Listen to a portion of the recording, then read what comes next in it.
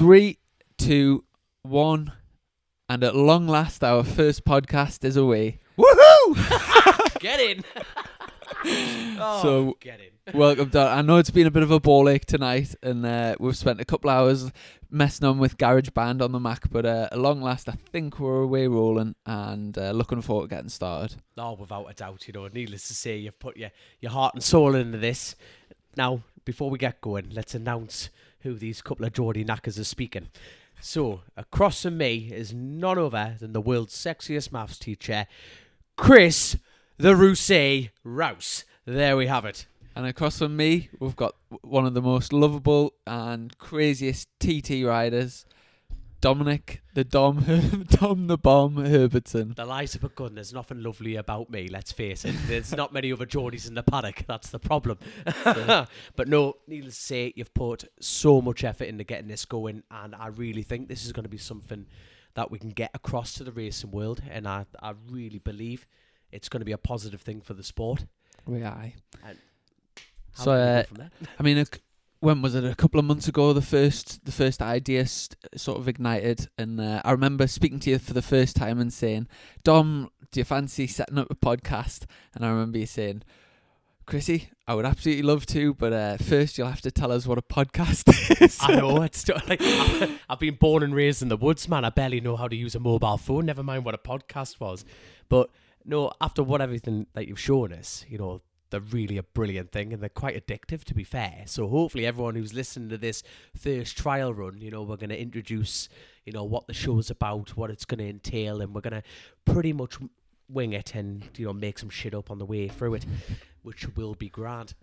Well, just to start, let's tell the viewers what they can expect to hear. So the idea is it's a bike racing podcast, so maybe each week or every fortnight we're going to meet up and just talk everything bikes, BSB, World Superbikes, MotoGP, just any TT, all the international road races, and the crack that we usually have, but instead of just me and you having a drink, we'll stick the microphones in, and people can listen in, and we'll maybe do a few competitions, get a few special guests on the show, and just see how it goes. See how we could torture them, you mean. There you go. But however, then, I don't think you've even announced this great idea of yours, because this is your brainchild, and I think it's going to go places. Come on, Racin, what is it? So we've came up with the name Chasin the Racin, so it's going to be Chasin the Racin with me, Chrissy Rouse, and Dominic Herbertson. Which is an absolute great title that they've come up with, because at the end of the day, all of us come from the simple beginnings of going, we want to go racing, and you do anything to keep that dream going. And what are you doing? You're chasing the racing, and that is every meaning of the word. Now, don't get me wrong, you've got a couple of races where you've got one very successful one, and then me trying my damn hardest. But everything about racing is not just the riders. You're talking about marshals, you're talking about organisers. Come on, help me out here. we are. You're absolutely right. There's so much that goes into it, and for us, it's our lives, and it's everything that we love. This year I'm going to be racing in Superstock, so on the short circuits. Where obviously, what's your plans for this year?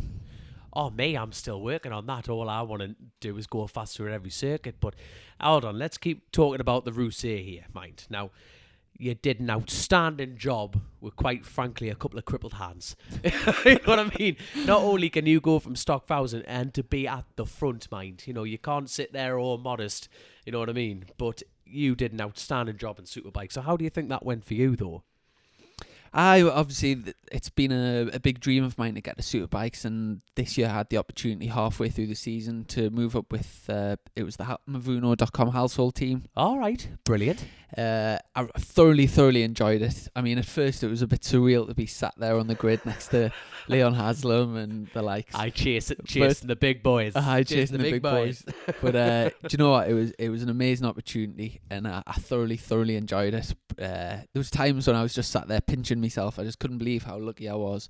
But yeah, learnt a great deal. Unfortunately, I did have a few crashes this year and I ended up hurting myself a few times. But, you know, it's all part of the sport. It is. And, you can't go swimming without getting wet, can you? Exactly. And speaking of crashing and injuries, I'm just looking across and I can see you taking the tea bag out of your cup of tea with only nine limbs on your hands. What's the story there? Well, shit happens, doesn't it? Unfortunately, I can't actually remember the actual crash, but it's part of the sport. You know, that this sport is it's dangerous, and I think that's why we all love it. But no, I lost a digit. Now I'm very lucky. I lost only one digit, but at least I'm lighter. I'm pretty much still 8 stone heavier than you. But if I had the finger, it would have been 9. So you got to count your blessings when you get them, man. And is that causing you much of a problem at work? Obviously, your job's quite a high danger. You know, requires a lot of strength and bravery. Is it having a missing finger? Is it causing you much problems up in the trees? It did a little bit, but at the end of the day, if you want to make bank, you've got to go to work, haven't you? So and we all go to work to do what? Go racing. Oh, yeah. And it's a simple fact of, like, you know, I look at the job and go, well, where does whinging get you? And it gets you absolutely nowhere. So at the end of the day, like, I'm trying to remember the lad's name now. That's terrible. That is absolutely terrible. Where did you crash? It was at the Sunflower Road Races at Bishop's Court. And I took my father's van over. And I'm like, I just chucked my own ZX6 in. Then I woke up in hospital and I just went, oh, shite. There you go. Oh, by the way, that's the first £1. Now, we're still working on which charity to pick. And we're going to set up a swear jar. Now, don't get me wrong, you've got a maths teacher over, so all this money is going to pretty much be donated by me, but hopefully he'll slip, because when he gets passionate about something, Rouse, he cracks on, mind. He's a good lad. And speaking of picking charities, I was actually over in Belfast at the weekend. There was a charity football match, so it was over in Ireland, Northern Ireland. There's quite a rivalry between the short circuit riders and the road racing.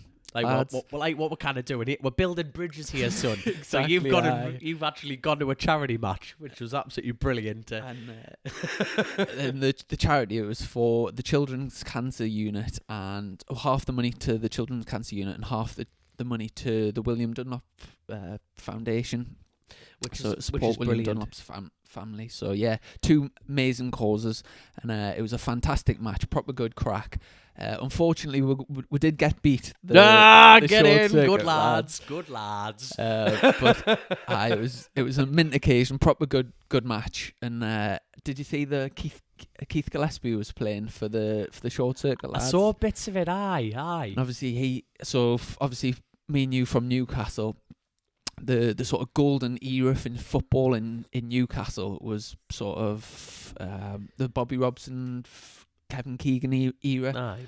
And when Keith Gillespie joined Newcastle, that was when we were like at our best. He came from Manchester United, and he at one point, you know, he was one of the best players in the country. So to be playing alongside of him in midfield was a bit surreal for me.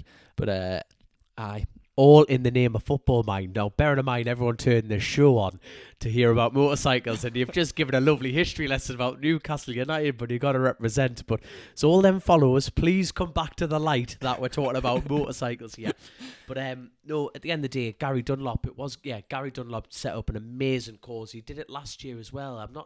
Now, you may tell me off for this. Was this the third year? Third year running, Third year in running. Obviously, I'm not athletically ability enough to go play for the road racing team. But, you know, hopefully one day I may get the invite. But no, at the end of the day, you know, what Gary does for charity, you know, like what his dad did for charity as well. You know, big names in the road racing world. Not only that, in short circuits as well. So hats off to them lot. Seriously. Absolutely. Hats off. And just summarising this season. Obviously, I spoke a little bit about my experience in the superbikes. An emotional, ambitious one. You've had a very good season this year, obviously, with your win over on the island, and a really solid TT over at the Macau Grand Prix. You've had plenty on. The TV debut on Netflix. Well, that's out in America. That's been a bit of a sore subject. Now, obviously, I was very lucky to be approached by the Americans alongside with James Hillier. Well, they wanted a professional and they wanted a gobshite, so they went, well, who can fulfill that role? And Chrissy didn't do road racing at the time, so couldn't get him. But no, it's it's been an up and down year. Like what we've both done is we've both gone through injuries. You know what I mean? Like we both just want to keep going back to it. And obviously, when I went over to Macau, all I wanted to do was go race, and missing a bit of my finger and a broken hand wasn't going to stop us. And what you did, going into superbikes and bust your wrists, and all you could think about is get back on a bike. And this sport turns into a disease sometimes, doesn't it? It does. Speaking of Macau, obviously it was your debut time there this year. How did you go about learning the circuit before you got there? To be honest, I banged in loads and loads of homework on the internet. Now, you're watching Peter Hickman go around. Now, the lad's a bleeding missile. I'm not going to blow smoke up his arse, but seriously, the man is something else. But, I was watching on boards. But the problem with when you watch it, especially when you watch, I'll show you after this, a little show we're doing, like, of an onboard. It is literally yellow and black. It is just riding through a rat run in yellow and black. And you just go, where the hell's it? Nothing sunk in for me anyway. Now, a lot of other lads have got a good talent of being able to soak that information. For me, it just went just straight out one side, out the other. And I was actually walking the track, like, most nights, really. I did, like, four goes round, and we turned into, like, Dora the Explorer's backpack, because it was me, Michael Sweeney first, and then Paul Jordan came along, and then everyone else is joining along, so we're just walking down the Macau High Street, 70 mile an hour and about to get mowed over. It was quite the experience, it really was. It looks like an amazing event, and obviously with all the cars and the is it true that there's more money gets gambled in Macau than in Vegas or something like Definitely, that? without a doubt. It's crazy. I think what they were saying prediction wise is in the next 3 years it's going to surpass Vegas in like everything, like in a heartbeat. And you think, bloody hell. I mean, we were walking around and obviously with the jet lag and stuff like that, the casinos were full, like all the time. You could go in at 7 in the morning, go in at 4 in the morning, 2 in the afternoon, and you had all these lovely little people just spanking money for a laugh, and you're thinking, holy crap, man. Crazy, isn't it? Oh, God, imagine. The problem is we gamble with our lives, all us races, don't we? We don't want to spend money in a casino. Yeah. And speaking of road racing as well, in terms of signings, I know Peter Hickman's was staying with Smiths.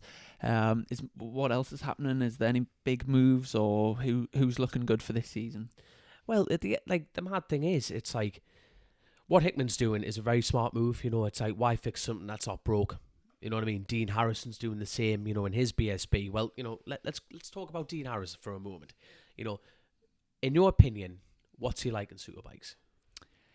Coming from what he was a road racer through and through, an outstanding lad. I've had the pleasure of having a little bit of crack with him and everything. But when you look at his performance, what he's doing on the roads, that is definitely coming from the discipline of short circuits. He's a great lad. I remember when he first started coming into the BSB paddock with the Silicon Engineering team on the Kawasaki. Yes, and not this season, just gone the season before, he actually came into the super stock category. Was he on the super sport off and on wild cards before that? Possibly getting ready for the TT maybe, but I think he was mainly in super stock and the stock foul. Yeah, on the stock thou, and he was. I think when he first came, he was sort of around the mid pack, around the sort of 20th, around that, which is going well in super stock for someone to put it blunt, someone like me. Even to qualify, is brilliant. Oh yeah, there's no mugs out there. It's a fast pace. That's for sure. There's definitely no mugs. But from that, he's massively came on leaps and bounds. And towards the end of last year, he was really, really impressing in the superbike category, which is a huge step up. So I would say over the last 2 years, he's made massive improvements on the short circuit, and certainly over the last few years, he's went from being, the TT like a few years ago, there was kind of the top lads, and then he was sort of emerging, where I think he's really, really came on the scene over the past 2 years, and he's looking like, you can't put much past Peter Hickman, but Dean's certainly up there, and the two of them were. I was over at the TT as a spectator this year, and it was absolutely amazing watching them come through, just unbelievably fast. And I personally think he's going to have a great season this year. Oh, without a doubt. Now, obviously, Dean, he's a very level person. You know what I mean? There's no bullshit with the man. You know what I mean? It's just, he's got a mindset and it's strong and people love him for that, which is brilliant. It's a lot like Michael Dunlop, but yeah, like there's the thing. What's Michael Dunlop doing? Michael Dunlop doing? I seen on, I think it was on Facebook or some social media, that he was awarded.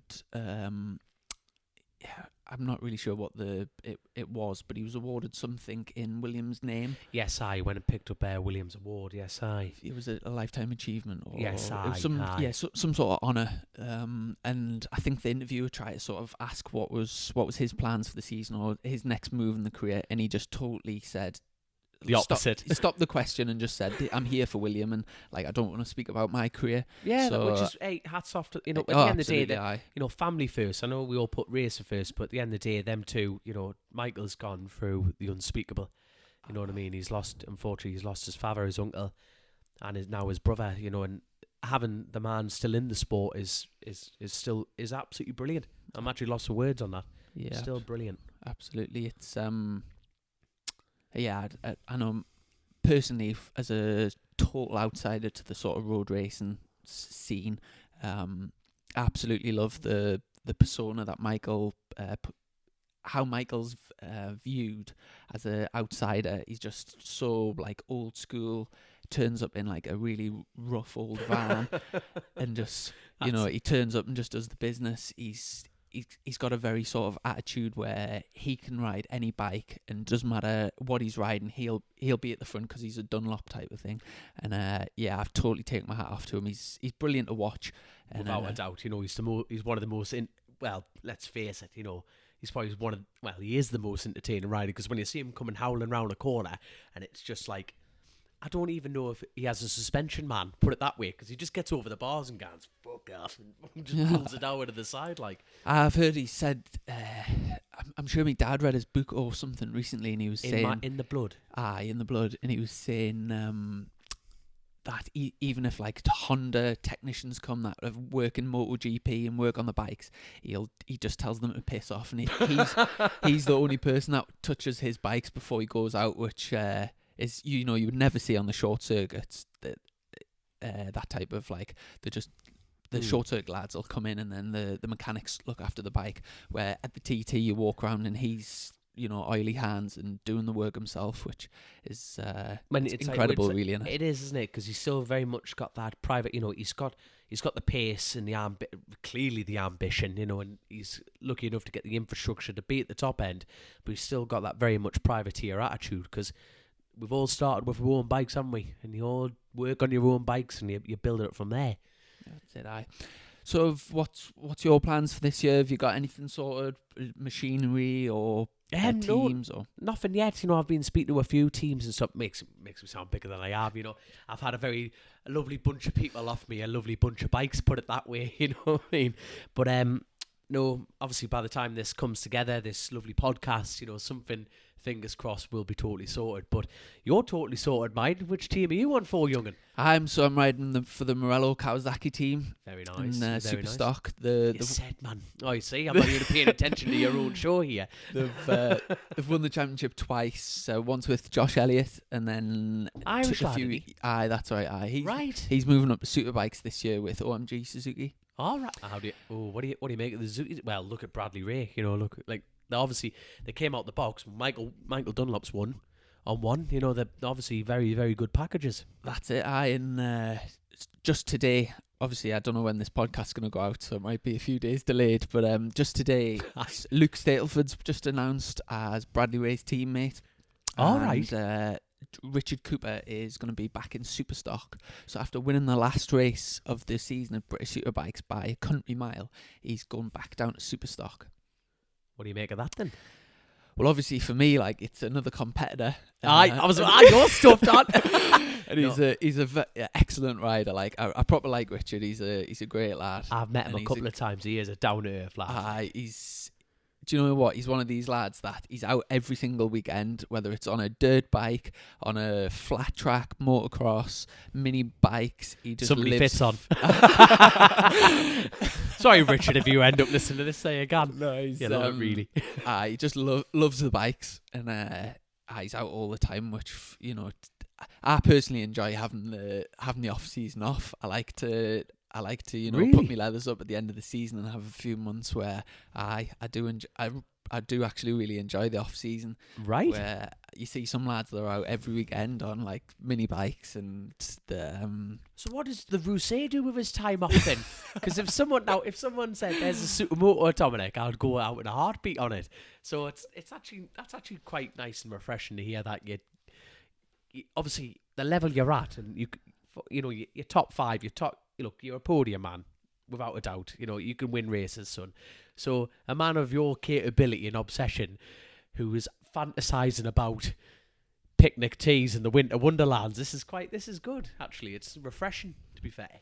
do you get out on bikes much over the winter? Do I bollocks? I'm always no, I'd love to. I would absolutely love to. It's no, I spend all my money on me season coming. You know what I mean? And it's obviously, in one of the shows, the many shows to come, we can talk about sponsorship, and we can talk about how people react different, and to be honest, even our own little experiences, to good or bad, about how people have gained sponsorship, lost sponsorship, anyone, and it'll be interesting to get a few of the riders that we're going to try and emotionally blackmail more than anything to get onto here, and see how they go about it, because it really is the number one question we all ask each other as riders, don't we? Oh, how do you do it? Oh, what's your crack? Oh, you sleep with his missus, are you? You got it good, have you? I didn't know that. Speaking, I feel like I'm putting you on the spot a little bit here, but oh god. so you can pick one person, any person from the paddock, to get on the podcast for an episode. Who do you pick? Or should we come back later? I know. To be fair, like, what do you mean? Like worlds, everything. I was thinking from the paddock that you're in, but you can just think to be honest, like, I think like Dean would be brilliant. Lee Johnson. I think Lee Johnson's good crack. Just sit him there, wind him up, and just off he goes. Like, you know what I mean? Which would be absolutely brilliant. I think Lee and Dean, they're good mates. Mm-hmm. What would be ideal is somehow if we could trap them all in in a room, like, the TT podium press launch, and we'll shut the door and go, right, you're on Chasin the Racin. We want as much swearing as you can. That's it, aye. What about yourself, though? What about in the BSB? If I could have... Do you know what? I mean, we're both sponsored by the North Yorkshire Road Racing Supporters Club down at North Allerton. A little plug straight away. The first so of many. obviously the idea of the club is to get riders in, and riders and famous sort of people to do with motorbikes. We'll get them in, and we'll have the chat nights. So, and I'm just sort of racking my brains who's been really good. I tell you who's good, who we usually get once a year, Colin Edwards, when he comes over for MotoGP. Right. He's proper good crack. Neil Hodgson does a really good night. Well, Neil, he's very good at what he does anyway, isn't he? So. Well, Neil's a great bloke, and he's got all the inside gossip on what's happening, like in MotoGP, which, apps. Do you follow MotoGP very closely? Well, I'm too busy in the woods, but to be honest, now that we've set this little we'll show, I'm gonna have to do my homework. Well, and then speaking of MotoGP, obviously there's a few big moves. The Tech 3 team, the French team, have moved from the Yamaha, and they've went to KTM, sponsored by Red Bull. I think money talks there, doesn't it? Well, I think Red Bull have put a huge investment in. Obviously, they've got the Red Bull ring in Austria, and then they've got right. I think they're really going for it in MotoGP this year, and obviously Johan Zarco's, arguably one of the top. For God's sake. Yeah. Where would you have him? About top 6 riders? Well, without a doubt. Was it Qatar? He led it. Aye, well, and then didn't he buff it or something? the beginning of this season just gone, he was like properly giving it to the top few lads. I don't think he ever won a race, but he was leading loads of laps, and he was great to watch. But I think the lad's a hand grenade, isn't he? You just pull the pin and roll him in and see what happens. I think there was something to do with. I remember reading about Yamaha, where the new bikes that they brought out for Valentino Rossi and Maverick Vinales were like harder to ride somehow. So that gave Zarco a bit of an advantage, and then when Zarco got on the newer spec bike, he seemed to fall back. I'm not really sure, to be honest. One minute Yamaha are right at the front and they look like the bikes to be on, and then the next minute they're both of them will be like 9th and 10th, and they're having problems with electronics. So it's it's difficult to say. But then you look at the consistency And that's of the Hondas. Aye. Like you're saying, you're talking about like Ducatis are just hooning. Like Ducatis have, in my opinion, over the last couple of years have properly pulled the pin. Now Dovi, if it wasn't for Dovi, they wouldn't be where they are. Absolutely. Like that has got to be because he's put the time, the development, and the loyalty into it. And I tell you what, although I'm not much of a Lorenzo fan, because I'm, admittedly, I'm a massive Rossi fan. There So you anyone that Rossi has ever battled with, I take an instant dislike. Yeah, it's like being at Marquez. What about Marquez? It's like being at the pantomime. You've got your goodie and your baddie, and Rossi's always the goodie. So anyone that sort of challenges Rossi in any way, shape, or form, it started for me when I first started watching racing. When it was, I think it was 2003, Rossi versus Sete Giovinazzo, and they were like some of my favourite races of all time. Do you know when he knocks him off on the last Sete Giovinazzo? He knocks him off on the last corner at Jerez, and then just pops it on the wheel. Pops it on the back wheel. Have you seen that? I'm gonna watch it now. It is one of the best races in front of Sete's home fans. He just does them on the last lap, knocks him off the track, and pulls a wheelie over the line. And do you know what? They're the sort of races when I was a kid that before I even rode a motorbike, I used to watch and just think, I want to do that because that is unreal. Well, if I ever, well, let's put it straight. If you ever cock up and we're both going for the line, I know what's coming here. You know what I mean? I'll be like, here goes the front. Boom there. There was that. So Sete Giovinazzo, and then who was next on his list? Max Biaggi was before that. Max Biaggi, Sete Giovinazzo. And then obviously when Lorenzo first came up to MotoGP and they were teammates and they were killing each other, there was that fantastic last lap in Spain when Rossi does them on the last corner. And I think it was when they looked at the Yamaha telemetry, Rossi actually took the front going into the corner, and then he was like sort of crashing, and he picked it up on the throttle to make that move. It was like ridiculous. But How do you even just have the cut? Like, that's when a professional becomes professional and it can. I tell you what, son, just lose the front and just pick it back up. I know, to do that, against your teammate on the last corner at their Grand Prix, Yamaha 1-2, to risk everything to get that win is just, that is essentially epitomises motorbike racing. Of course it does. If you want it, you'll go get it. Absolutely. And then after Lorenzo, obviously, some fantastic battles with Casey Stoner over the years. Oh. Probably one of my favourites was Laguna Seca, I think 2007.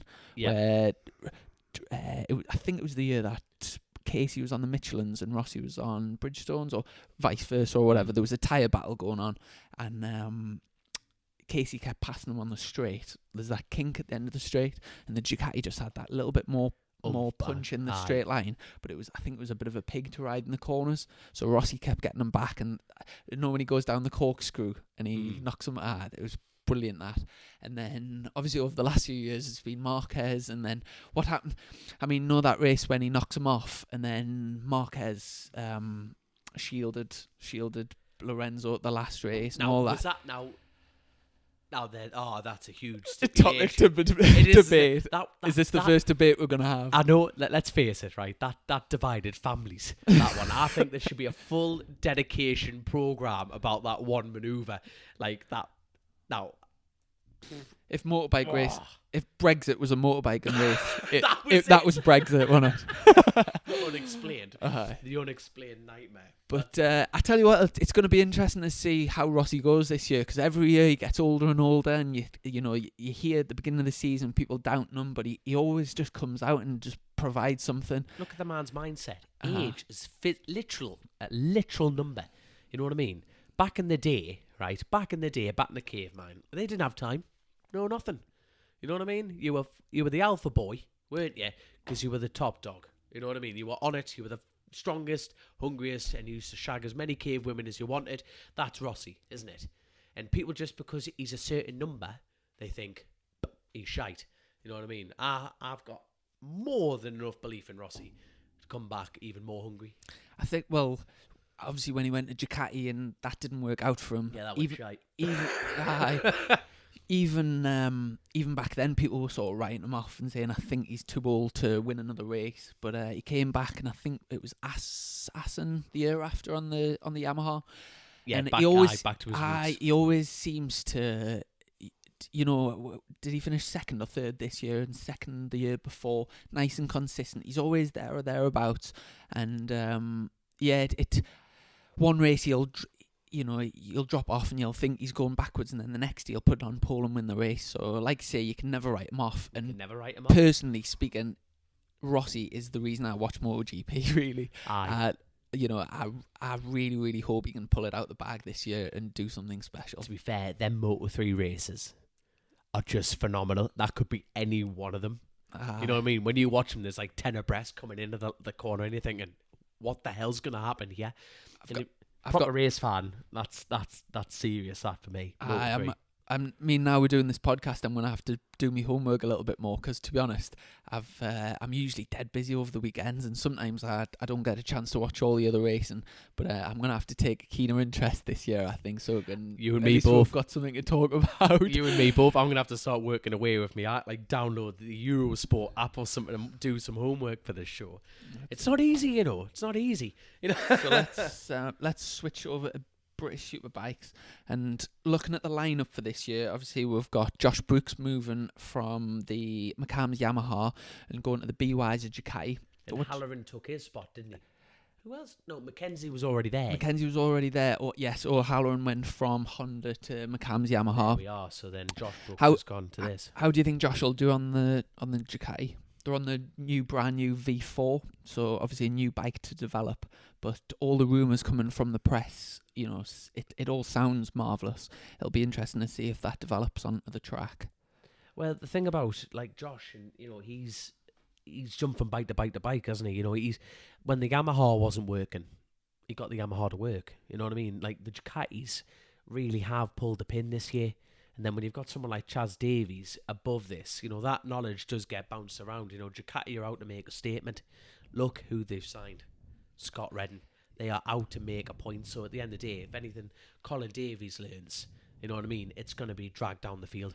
Absolutely. And I think mentioning Scott Reddin, I think he's really the talking point of the going into the series. He's off the plot, hasn't he? He's the big talking point because he's a bit of an unknown quantity in terms of, to be honest, I would say the betting firms would probably have him a favourite to win the championship, coming from his credentials.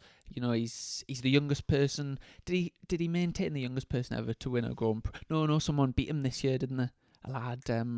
Scott Reddin won the 125 race at Donington when he was 15-year-old, but someone's, I think, he's just pipped him. Yeah, some Red Bull rookie lad beat that record this year. So he's the second youngest person ever. There we are. But unbelievable achievement, and he's been in MotoGP for the last God knows how many years. That's it. And he is a class act. But Cadwell Park, Oulton Park, Knock Hill, those sort of tracks, it'll be interesting to see how he goes. And I would say if anyone's under pressure, I would say you'd have to say he is under pressure, really. In the same breath, he's a professional.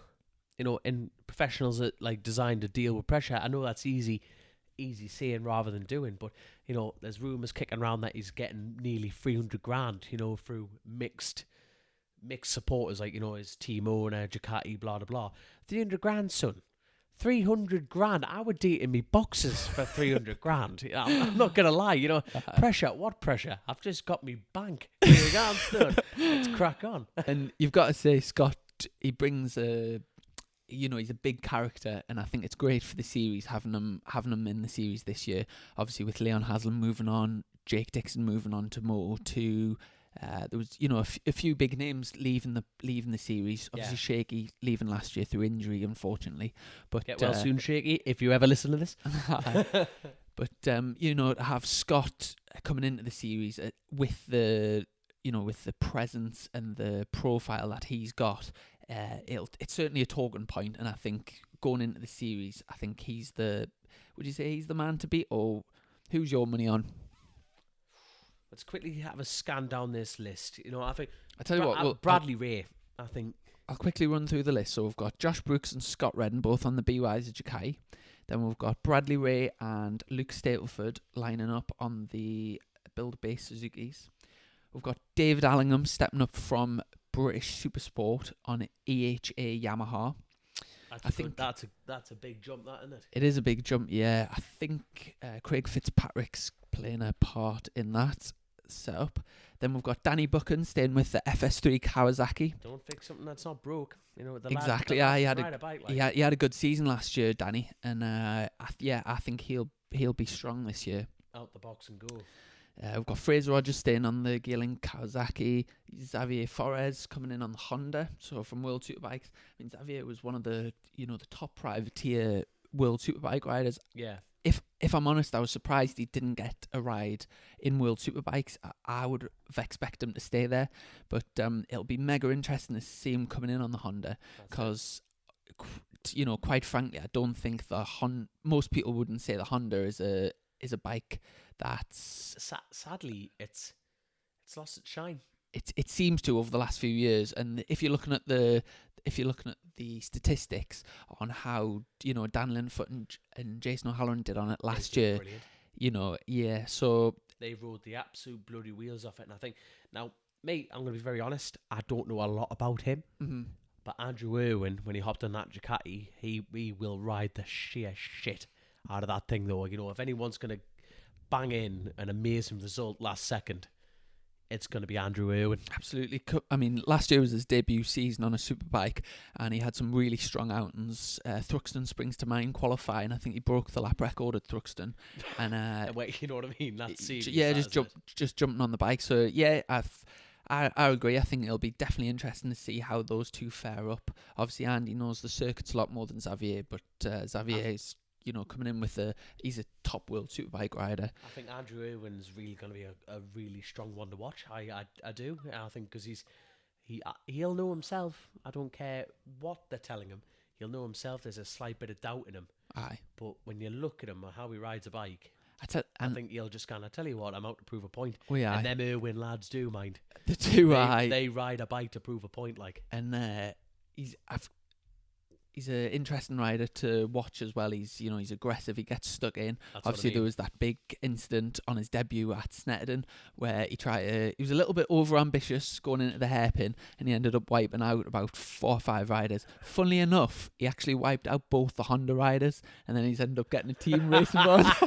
There you are. So that's how you get a job. So it's just for the tips for anyone that's looking for the Honda season. I'm writing this down now. I'm looking for a ride still. And then Joe Francis on the P&R Lloyds and Jones Boer Motorrad BMW. I tell you what, that's a bit of a mouthful of a team, isn't it? You wouldn't want to say great that word. Mind. I've got to say, great bunch of lads, that team. Really nice lads. They've lent us when I used to race BMWs, and over the years they've certainly got me out of trouble a few times. That's good. And I think it'll be interesting to see how he gets on. Obviously, he's quite inexperienced in terms of the superbike class, but he came in at the end of last year, and it's good to see he's got that continuity and staying in the class. Then we've got Jason O'Halloran on the McCams Yamaha lining up against Taron McKenzie.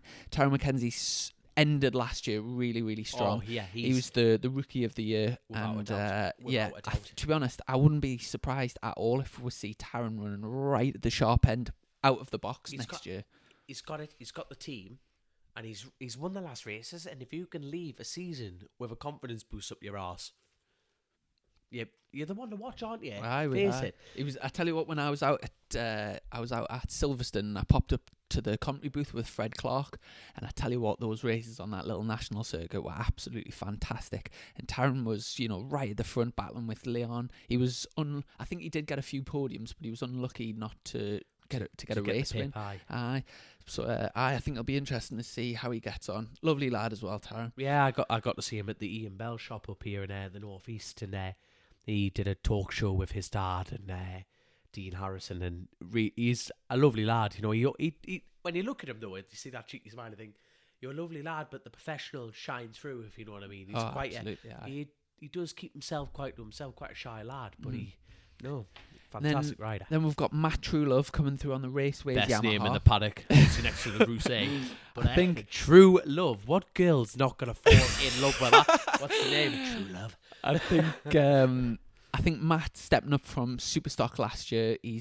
I'm pretty sure that team's running he's kind of like a third rider for the McCams team. So it's down as Raceways Yamaha, but I'm not entirely sure the setup there, but I know those three were out testing together, and I think he's kind of like the privateer behind the factory lads. Yes, but I've got to say it was a surprise move up by Matt.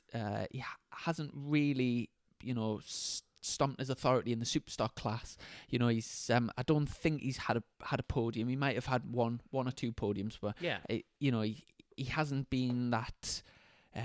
You had those few front runners, and then he was kind of the next person, sort of in the 5th, 6th position. But it'll be really interesting to see how he gets on. He's a good lad, and I'm sure under the guidance of the factory lads, I'm sure he'll certainly improve over the season, and it'll be a big learning curve for him. But yeah, good luck to him. I think that's the thing. Sometimes it's like you've got to train hard to fight easy. And it's a case of, if his future ambition, I'm speaking of my own opinion, which this show is all about, as our opinions. But, if you've got the opportunity, like me, if someone said to me, Dominic, go do a BSB, like big boy race, I would quietly go in there and get lapped, like, just to learn. That's huge learning, because now, the problem is, with BSB in general, super sport, a lot, there's no down plate, if that makes sense, you know what I mean? The money changes it. But every class you step into is the monkey stabbing pen, like, you know what I mean? It's serious. Absolutely. And I was in that position where I got offered to step up to Superbikes. I went for it, and because I didn't do any testing away from the racing, so the first time I'd ever ridden a Superbike, any time on slicks, first time on a Suzuki, I turned up and was at Knockhill, and it was FP1 was my first go out, and I remember the very first time I rode it I was 0.9 off Leon Haslam pole, and which is outstanding. So I came in from FP1, and I was thinking, right, 0.9. We'll get it down to like 0.8 next session, 0.7. By the end of the weekend, I was thinking, and it actually went the opposite way. And FP2 it went to like 1.1, and then but it was a great experience. And what I would say to the lads that are going in is it is tough riding superbikes. The bite a lot harder and a lot easier than superstock. They're a lot less forgiving, and I would just say to the lads that are stepping up sort of as a learning curve, just to bed yourselves in. Hopefully they'll get plenty of testing during the pre-season and really get to grips with what they're going to be riding, and walk before you can run. Really, that would be my biggest advice. You see what you've just said though, because now that you've done the superbikes, and you will end up back there. I think they're a bloody idiot if you don't end up back there. But you see, now you've already said to yourself, they're a bit more aggressive. Now you'll end up getting on a smaller bike. Like me, I'm lucky I ride 3 bikes at a meeting.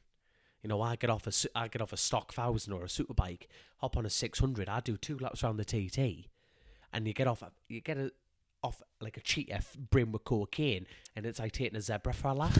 You're like, what the hell's going on here? And you can really ride the fucking wheels of a 600, and then you get back on a big bike the next night and going, well, I'm going quicker through the corners on that one, and you learn so much more. So this season, you've gone from the superbike class, and when you get back on a stocker, you'll go, there's a lot more forgiveness here, and you can ride past that. Mm-hmm. It'll be interesting. Obviously, I haven't actually rode properly since when was it? Busy being on the off season, youngin. I haven't ridden really since Cadwell, which was August, so it's a proper long time to be off the bike. But do you know what? The more and more time I'm off, I do like my off season, and I like to reset the batteries. But there does come a point where it feels like, you're preparing, and you're kind of like pulling a. What are those things called that you used to put conkers in and pull them back? Slingshot. Pulling the slingshot back, and then you just you're getting more. And every month that goes past, you're like more and more ready to get back out on the bike. And it's getting to the time now where I'm starting to get a bit itchy, and I'm watching. More people going, you smell a bit of it's I was going to say 2-stroke oil, and that was I wish, but yeah, you get that that smell and that feeling of being at the racetrack, and I am looking forward to getting back. But continuing on the list, so we've got Josh Elliott on the OMG Racing Suzuki. So he's joining Luke Mossey. Luke Mossey's coming from the Bournemouth Kawasaki. I think he stepped up a good few years ago. And Luke was a really interesting one because he had that spell when he was teammates with Leon Haslam. He was leading the championship with about like a 3 or 4 rounds in, and he was really, I wouldn't say dominating, but he was like kind of the man to beat at one point. Like Brands Hatch. That Brands Hatch weekend. Yeah, He yeah. doubled, didn't he? I did the double, and you were thinking, because he was quite young and he hadn't long been on the Superbike, you were kind of thinking he's the next big thing. He's going to start taking over BSB, where it just didn't happen for him, and I don't know, for whatever reason. And then this previous season, it didn't really go to plan for him. I'm not sure his best results, but there was nothing spectacular, and obviously he hasn't been kept on at the Kawasaki, but he's moving over to OMG Suzuki, kind of taken. Well, Gino Rea was riding for them last year. I think originally it was Luke and Gino, and then Gino's dropped out. I don't know the crack on that, but it'll be interesting to see. And obviously Josh, fresh start, fresh mind. That's it. And he's a dangerous man. He can. Well, he's proved he can properly ride. So exactly. if he gets his mojo back, there's nothing stopping him. And Josh Elliott, obviously he's been up to Superbikes, back down to Superstock, been up to Superbikes, down. He's done a bit of a yo-yo. Irishman. Josh Elliott. Irishman. So, it'll be interesting to see. Yeah, and a skilling man, I believe. Then we've got Tommy Bridewell on the Oxford Racing Ducati. So that's went from the Moto Rapido Ducati to the Oxford Racing Ducati. He produced a little bit of friction between his teams, didn't he? Well, the team that asked. Yes, and then he went to the Ducati, and oh god, it was a little bit of a Eurosport little thing of going, what's going on here? And then it was like, bit of tension here. I've seen that, but and obviously he went on to win the BSB Riders Cup. I think it's voted for. Well, he won the Riders Cup, which is for the highest position outside the showdown. So top 6 go through the showdown, and then it's kind of like there's a race of who gets 7th.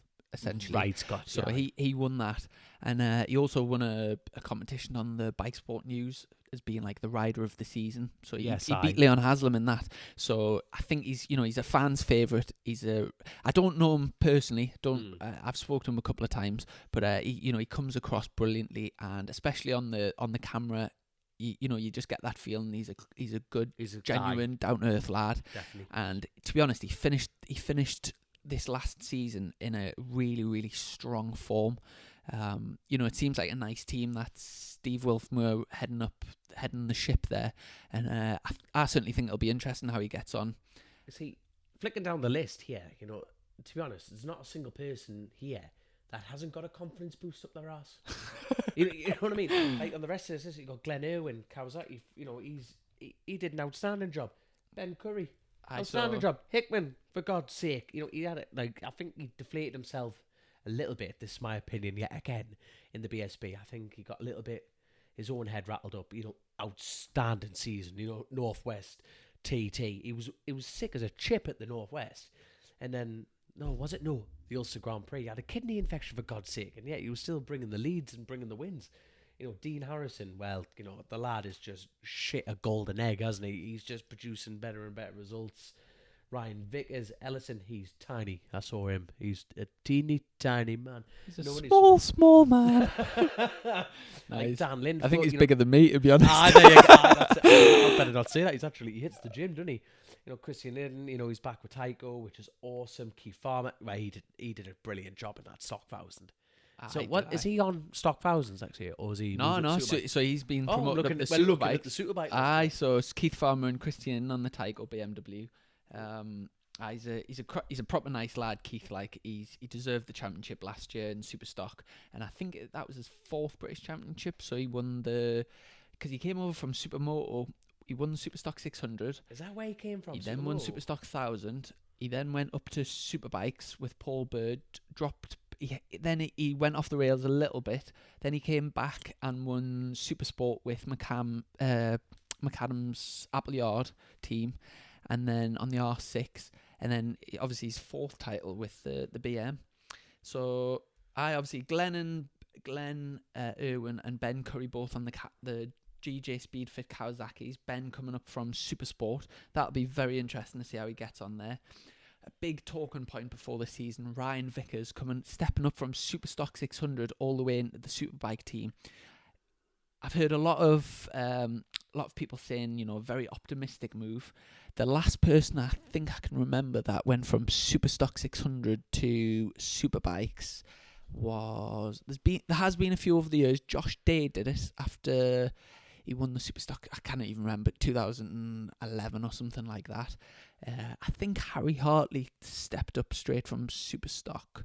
Yeah. Superstock. But, it's very unusual because in the BSB paddock, it's kind of like you go through the ranks, and it's kind of like doing your apprenticeship, and then you usually step up to Superbikes either from Supersport or Superstock 1000. So to go from like 100, I mean, what's a stock 600 is about 125, 130 brake. Yeah. Going up to like a 220 brake, animal. That's like a wet dream for me, mate. Someone, if Lee Hardy rang me up and said, "Do you want to ride my 220 brake?" I'd be like, "Damn fucking right, mate." I put £6 in this jar, charity jar already tonight. Wait, I swear. Well, I tell you what, but he did do a cracking job this year on the Superstock 600. He rode immaculately all season, and to be honest, I think even by his own admission, he would have wanted and felt like he should have been in Supersport last year. Yes, but in our world of motorbike racing, it isn't all about how fast you are.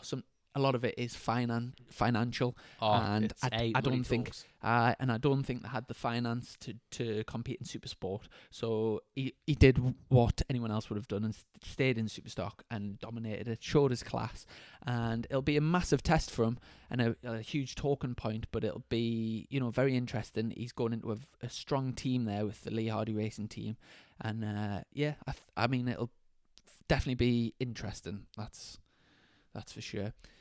Obviously Dean Harrison, Peter Hickman, James Ellison going from the Yamaha to Smith's Racing to line up with Peter Hickman. That'll be interesting. We've got Dan Linfoot going from Honda to the Anvil Hyatt Tag Yamaha to join Sean Winfield. I was actually speaking to Sean when we were playing football last weekend, and he was saying how much he's looking forward to this season. And I think there's a BSB ban on testing this year, which they've brought in. So it was actually the first I'd heard of it, speaking to Sean, but he was saying that basically the series organizer had sent all the teams like a spec of what they could have testing and what they couldn't. So I think there's only official tests there's one in Portimao and one in Monte Blanco. But aside from that, I don't think you can test like before. So you can't just hire a track and test on a superbike. But I think you can go out on a superstock bike, but a superstock with slicks. And then there is rules to that of what some hard police in mind. Yeah, you would think so. And so we've got Dan Linford, Sean Winfield, Christian Iden, Keith Farmer. I tell you what, Christian Iden was brave last year. Smash collarbone, and then obliterated collarbone. And then racing the next day was Attaboy. Some boy Christian. Keith Farmer. Then we've got Dean Hipwell, another optimistic move up to Superbikes, I've got to say. Dean, I'm not really sure of his best finish in Superstock, but he was like a sort of, where would you say, like a sort of 10th place man, I would say. Yeah. And so for him to move up, and I think he's moved up with his own team, so that's some funding. And it's some optimism. But at the end of the day, sometimes you've got to sell the bigger picture, and if he's got the ambition to go for it, well done. And at the end of the day, it's he'll have to set his own realistic goals and go out and achieve them. And if at the end of the day, if you go and say I'm going to go win it, it's going to be, well, sorry, son, unless you're sitting on shaky Burns or Ducati, that's not going to happen, is it? Yeah. So.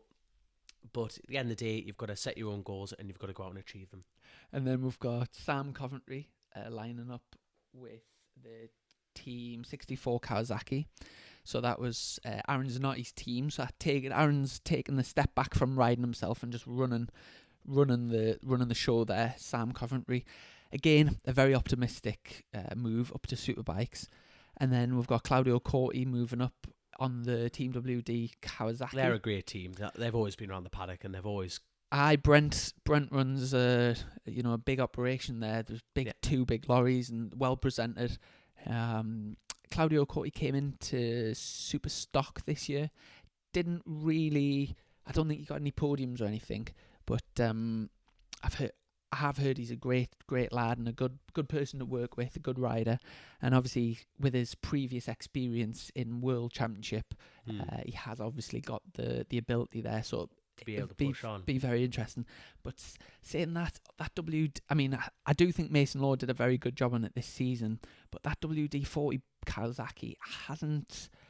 I mean, it's had Tommy Bridewell on, Jack Kennedy, Barry Burrow. It's had quite a few riders. Nobody's managed to, to take it to that top next 6, and so I really don't know what the issue is there, but they haven't seemed to have the success that you would have maybe expected from that team. Exactly, that's it. But yeah, very interesting. Right, what else have we got? But really, so I think the rest of this little show, it's about coming together and like really talking about the format of what we're going to bring to you in the future, because we're going to roughly try and keep these shows within an hour kind of bracket. We don't want to bore try in an hour. Try in an hour, but once you get carried away, you get two Geordies with a couple of cups of tea, and you're on for hours, aren't you? Next time it's going to be biscuits. So we're going to put it out there, and we're going to, obviously these shows are pre-recorded, so we're going to try and get people in to get their views, and we're going to try and portray all of this through obviously all the social media sides of things, until we get a sponsor, as we're always looking for sponsors to come on board with the podcast, and then we can really push it even further. But, we're going to throw a few fun things in there to try and keep the audience really interested, that will portray out into social media, such as like, my stupid idea, which is like spanner of the week. So that's like crash of the day kind of thing. And I'm going to put the effort into getting a spanner sprayed up. And then I'm going to try and present it to that rider. No doubt I'll be followed up by a good slap in the face, but all in the name of fun. Yeah, I mean, we're open to opinions, and I'm not sure whether it's worth setting up a Twitter or if we'll just use our own or whatever, but we'll maybe stick some polls out there, get some opinions. If anyone wants questions, if anyone wants suggested topics to talk about. Obviously this is like a sort of intro, so we're just sort of covered all bases really. Like a review show. With a review show. Brilliant. But and what about your idea to include marshals? Because we need people to suggest marshals for this, so go on.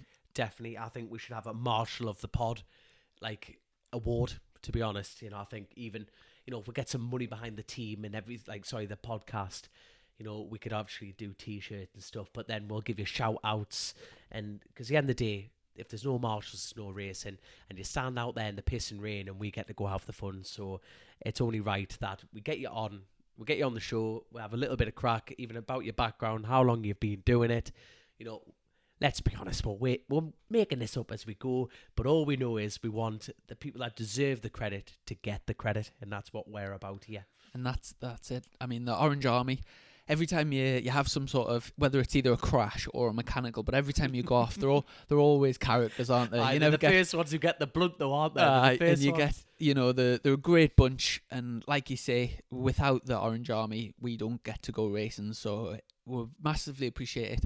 And if anyone's listening that knows a special marshal that's maybe went out of the ordinary, done something special, maybe, served for so many years, or you just a friend that you want to nominate, drop us maybe a message on Facebook, Twitter, Insta, any social media outlet. Me and Dom are both on everything, I think. So drop us a mention, and we'll try and get like one marshal each podcast. Maybe get a quick interview, and I'm sure every marshal's got loads of stories and something funny to say. Exactly, so we'll have a bit crack, because we've gone through a lot there, because that was a lot easier being like a review show, and obviously we'll have so many races to discuss what we're literally provided when the season's going. So there will be a lot of time for the people in the sport, not just us, people in the sport, which is important. So have you got any closing remarks, Dom? Well, I tell you what, you've grafted your arse off, but I think this has gone brilliantly, mine. Now, it's going to be that awkward situation, when you hear your phone on a voice message, and it can't, do I really sound like that? This is the bit I'm nervous about. Do you know what? I think it's something that you never actually grow out of. You hate the sound of your own voice. Everyone does, but... But the people that do think they sound brilliant, you want to punch them in the face. Don't you like that? Pull your head out your own arse, son. Chrissy, I think you've done a brilliant job, and I really want people to get behind this, and I think it's something that the sport needs, and I think we should go for it and give it full effort. Absolutely. So, in closing, I mean, for podcasts, for myself, I think podcasts are great, purely because whether you're out walking, driving, working on the computer, whatever you're doing, you can just have it on in the background and you can educate yourself through different podcasts, or you can have a laugh and just listen to us talk shite. But either way, we'll stick the podcast. I've never done a podcast before, so I'll stick it out try and put it on iTunes, maybe stick a link on YouTube, or we'll maybe stick something on my website. But whichever way we stick it out, I'll put the links on, and I hope that if you've enjoyed it, you'll maybe drop it as a share and spread the word, and hopefully we can just go from strength to strength, get some good guests on, and have a good big crack each week. Amen to that. Well done, Chrissy. Thanks very much. Thanks for listening, and goodbye. Goodbye, y'all.